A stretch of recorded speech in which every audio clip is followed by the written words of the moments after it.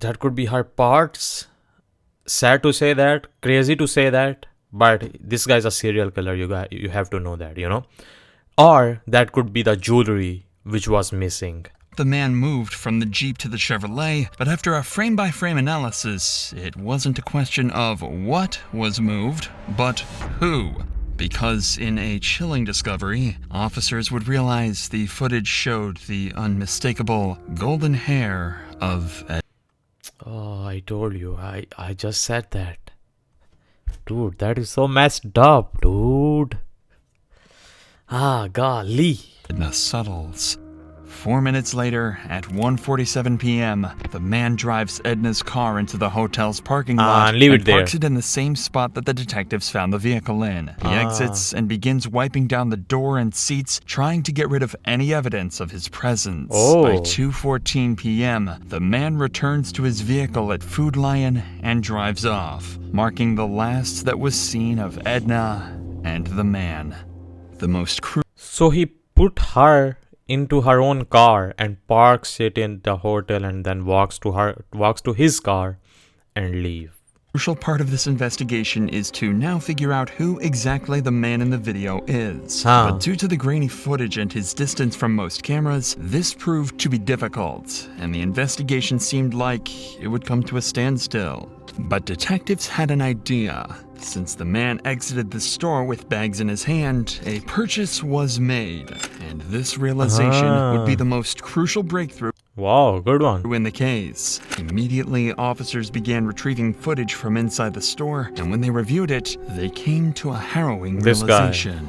This was Daniel Prince, a man who only 24 years prior to this got put in a federal prison for kidnapping. Oh, he's doing again. 24 years prior to this incident, in 1997, Daniel was responsible for the kidnapping of a woman in Michigan. He had her tied up, shackled her hands, and it was by sheer luck that she managed to free herself. Oh man, look at that. Before escaping. Even though he was sentenced to a maximum of 30 years for this crime, he was released by 2009 on parole. But the worst was yet. Yeah, that's the mistake they did. Got him out on parole. That's the problem. If they just give them a sentence, you know, whatever that was, 13 to 30 years, they'll just keep them in there, no getting out on parole. To come, Daniel began working as a handyman for predominantly elderly single ladies. You got it, why?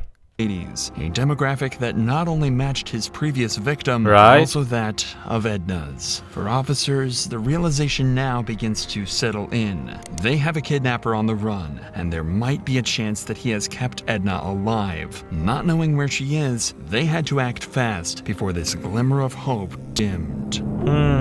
Even with this disturbing past, detectives didn't have enough evidence to press strong charges for kidnapping or murder. However, they had established probable cause for grand larceny involving Edna's Jeep. A warrant to arrest Prince and search his property was granted, and officers were quickly dispatched to Prince's residence to take him into custody. Totally cooperating. Just relax. Not doing anything. Not cooperating. They got him. Right there. Yeah. Sir, I will be very cooperative. Despite the number of heavily armed officers that just descended on Prince's property, he remained noticeably calm and composed, as if he had a plan to escape this predicament. The following footage was analyzed by our in-house criminal research specialist and retired detective to shed some light on key techniques and strategies used during the questioning. When he is brought into the interrogation room, the detectives start with a relaxed, friendly conversation, a tactic used to put suspects at ease. They don't want him to know they've caught him on camera just yet. What do you do now? I do a lot of home remodeling, home repairs. I lay a lot of tile. I got a customer base that has me doing stuff. Okay, so why Boston, North Carolina, come all the way down from, say, Michigan or Wisconsin? Okay, here, this is real easy. I'm originally from the east side of the state of Michigan, Right. but I was in prison in Michigan for a while, and when I paroled to the west side of the state. Okay. What did you get locked up for? Because you said you got paroled. I was locked up for a kidnapping charge. Mm-hmm. And I did 13 and a half years for that. Oh, wow. I did 1.5 years for a false statement on a vehicle title. You know, when they're not sure if they're going to make something, they want something to hold you with. So the false statement, that's all that was. The kidnapping, I was doing some bad shit that I shouldn't have been doing. Fair enough. But I shouldn't have gotten kidnapping. But I was doing some bad shit. What kind of shit? What shit have you gotten? I really don't want to say. Say it. We're just bullshitting. Huh? We're just bullshitting. Nothing when you're talking to two police detectives in a room. It's just bullshit. Okay, I've been through the system enough to know that. Yeah. All I'm going to say about that is I did my time. I made my first Fair parole, enough. and I haven't been in trouble since. Hey, and that's great to know. You know, a lot of people, especially being what you've been through, they come out and they go right back to it. he's really playing around with him that they come out of the same thing and they go right back into it, which means he's the one, he's also doing that kind of, so you wanna see his reaction maybe.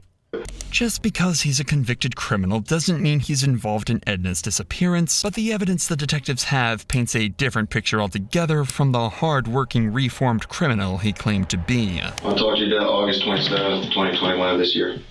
What day of the week was that? Oh, it was a Friday. Okay. Okay, so specifically the 27th. Mm-hmm. Oh, he's What, 2 asking weeks now. ago, do you remember where you were at? Not specifically. Where do you think you were at? I've been At going the store. all over the place. I've been back and forth to Charlotte. I've been down to South Carolina. Like, where's your jobs in South Carolina taking you? Actually, I was down to Traveler's Rest, but I don't know if it was Friday or Thursday. I know I'd been there earlier that week. But you don't remember which day specifically? No, it was either Thursday or Friday. What kind of job were you working on? I wasn't. You wasn't? I wasn't. This lady had talked to me several times. I'd been down to her house. That's her, Edna? We kind of got to be friends. This woman has so many damn problems, mostly her Ah, daughter. so he is kind of taking that anger out. That goddamn, this lady asked me so many times and had so many problems, and which kind of tells that his behavior towards her, or his his kind of reaction towards her, that what he thought of her. So that means kind of he could have done something to her, Called me and had me come down there. Okay. She said she needed to have money at one point in time to help her daughter because her daughter was in jail. Then she needed money another time because she was hiring a private investigator. Because her son-in-law she talked to me all kinds of stuff about it. We got to be pretty good friends about stuff like Okay. How'd you meet her initially? that. Years ago, it was somebody giving me her name or number, or my name and number. Here, the detectives are analyzing his behavior and allowing Prince to dig a hole for himself that he's going to struggle to escape from. They reveal they know the truth. He's going to try and deny his guilt, even when the evidence speaks for itself. What you're telling us is that's not you on the 27th? Food line parking lot, Traveler's Rest? Nah, that's not me. That's not you. No way he's gonna deny this. No way he's denying this. That's me. Okay. That's pretty obvious, dude. Where's that? Food line, August 27th, 2021, 9:23, Okay. 32 seconds. Ringing a bell? Yep. Yeah, I went down to Food Alliance. Okay. Yeah. Yeah. So what were you doing down there that day? She wanted me to look at some stuff at her house, Okay. and she picked me up at Food Lion because she wanted me with her when she was gonna go meet some guy for private investigator. Okay. Yeah. Yeah. Tell us about that. She wanted me to meet her down there. Okay. She was nervous because she says, I'm not sure I trust this guy. And she knows I've been in the military. And she says, will you meet me? She wanted me to see if this guy Was real guy. going to meet her where he was supposed to meet her. Do you know where? There was a hotel lobby that he had finally said, meet me at the hotel. Okay. She says, drive up there and see if he's there. And I drove up there, and things are starting to sound really squirrely to me. This is a common deflective behavior. Prince is not only trying to deflect suspicion away from himself, he's trying to point suspicion directly at someone else. In this case, the private investigator. According to Prince, Edna wanted to meet the private investigator the day before she was reported missing, even though she didn't feel safe meeting him alone. Luckily, detectives have seen the whole thing on camera, and it completely contradicts everything Prince is saying. What were you driving? I was driving a blue car. Your wife's car or your car? My wife's car. So that's y'all coming down 25, you and her together?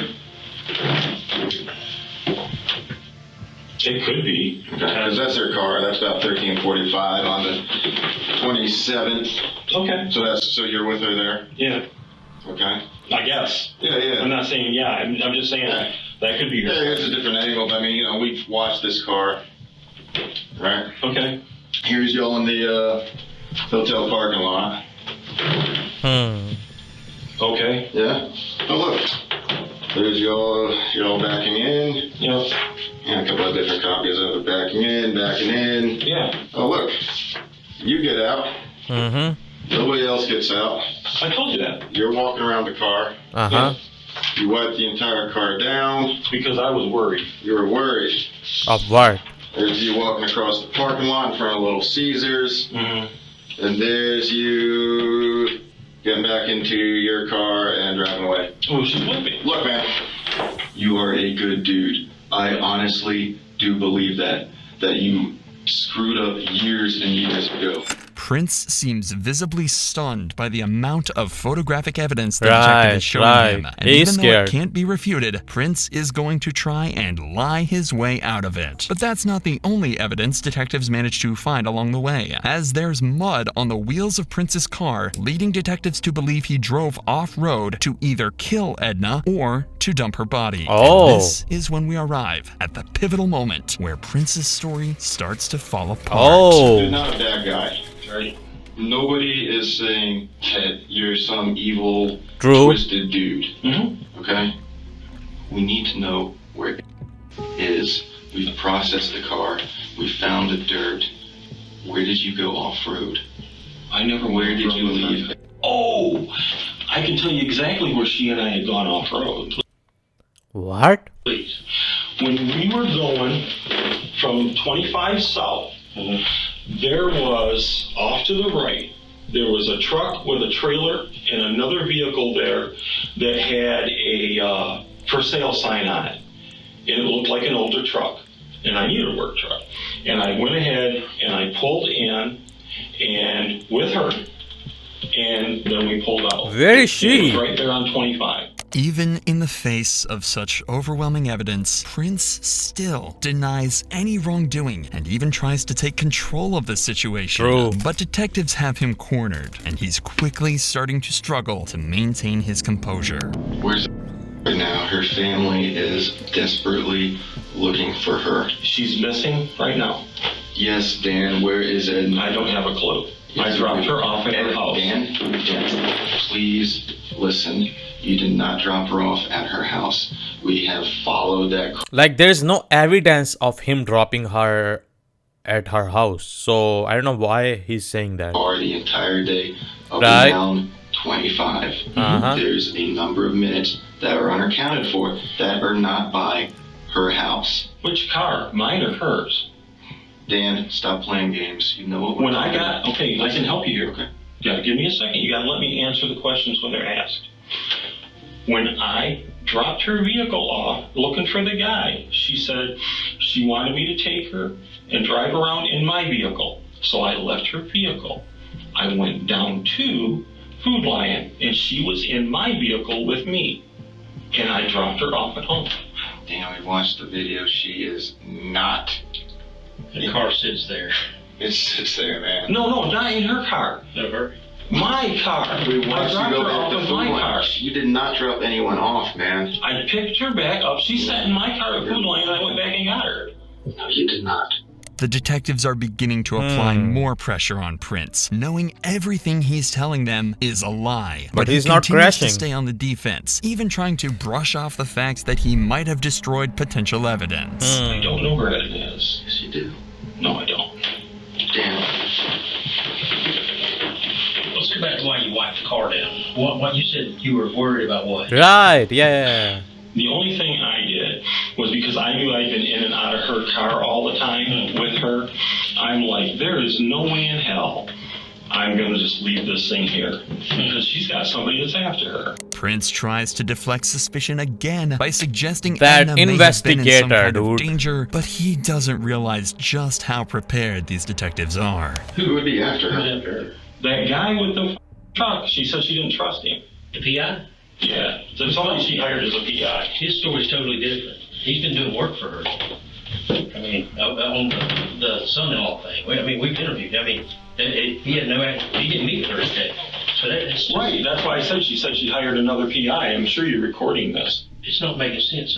I mean, you're the last person to be in a vehicle you wiped out of a lady that's missing. That sounds Right. really fucked up. It does. That's why we're here. I've been real honest with you guys. I told you what was going on. The detectives managed to get Prince to admit he was with Edna on the day she disappeared. While Prince tried to convince them he was helping her meet a suspicious private investigator, they know it's a desperate attempt to deflect suspicion and distance himself from the crime. Prince insisted he dropped Edna off at her home, safe and well. But the detectives established that he was the last person to see her alive. And because of this interrogation, they locked him into a lie that would eventually lead to a chilling confession. When detectives search Prince's property, they find several automatic weapons. Because of his previous convictions, he's forbidden from owning any firearms. That means he could be facing a federal charge and be detained for even longer. Wow. While he's detained, they continue to search his land and find one of the most crucial pieces of evidence yet, a yogurt cup. This Which is he the bought, yogurt right? he bought shortly before Edna True. disappeared, Yeah. and it's laced with a cocktail of drugs. Lorazepam, tramadol, and cyclobenzaprine can cause central nervous system depression when they're combined. When this happens, the body's neurological functions slow down. In other words, you're under sedation, exactly as Edna was in the parking lot when she was seen in Prince's car. After feeding her the laced yogurt, there's nothing Edna can do to stop him, and she's led away to her death at the hands of this sadistic killer. Prince begins to realize he's cornered and has nowhere to run, so they bring him back in for more questioning, where he makes a full confession as he admits to 3 more murders, Wow. including those of Lee Goodman,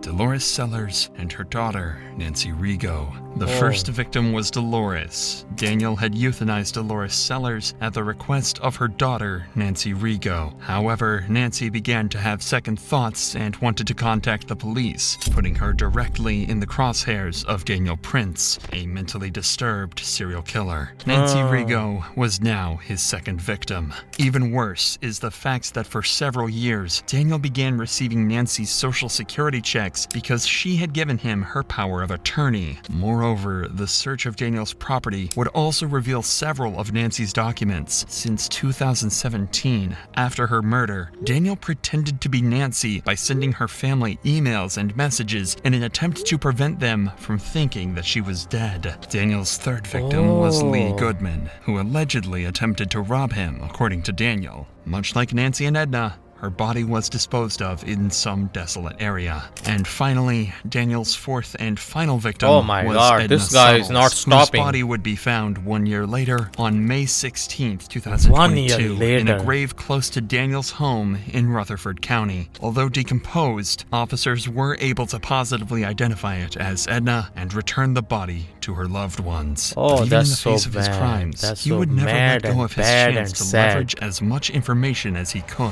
There was quite a lot of stuff found in your B house. There could be a million explanations for some of that stuff, and I don't want to jump to conclusions. And if there's something that happened that you didn't intend to happen, let's talk about it. There are things that have to happen, and there are things that are going to happen. And I'm a realist, and I have acceptance with this. This guy. I would like a little bit of control in how they happen. If you tell them to turn that off, I will talk to you a little more freely. When they turn the cameras off, Prince makes a final attempt Okay, to that take did turn it control off. and influence the outcome in his favor. Daniel Prince avoided a trial by making a deal with authorities. He would tell them about the location of Edna's body, and in turn, his case would go federal because of the better living conditions in federal prisons. Not only that, but he would also avoid the death penalty and instead receive a life sentence. One would think that the detectives were naive to turn off their cameras and not record Daniel's confession, but unbeknownst to Prince, the investigators keep the backup audio recording running after shutting down That's the what I camera. thought too, This actually. is the chilling confession he made. Okay, let's put it this way. A person I was very good friends with wanted to do something to put someone basically out of their misery that was very closely related to them. That's one body. That person started having an extreme amount of guilt over this and decided they were going to go tell what had happened. That's the second body. There's a third body that I did not kill. And I knew that they'd be getting Social Security disability for the rest of their life. So I got rid of said bodies, for example, so that I could continue to use the card. By any chance, while he's getting all this squared away, can you just help me get that closure for Edna's family? Not until I have this. I clam up like a clam if this doesn't go federal for everything. What a crappy guy, dude. What a serial killer. What a L dude. And what a monster, you can say, dude. That thing is crazy. That is so crazy, honestly. Just a random guy just going around living in a normal society, and he's a serial killer, dude. And he killed 4 old ladies. Maybe little bit could have been avoided if he was still in prison, or if he attended the prison more rather than getting out of it on payroll. You know what I mean? Because on first charge was kidnapping, which was years ago on him, you know, and he got out on payroll, but he was supposed to serve around 30 years, 13 to 30 years, but he only served, I think so, 13 years. And then he got out and started to do same thing again, which also officer mentioned in the investigation, kind of playing with his mind, you know. They always think they are gonna get away with these things, but at the end of the day, they always get caught.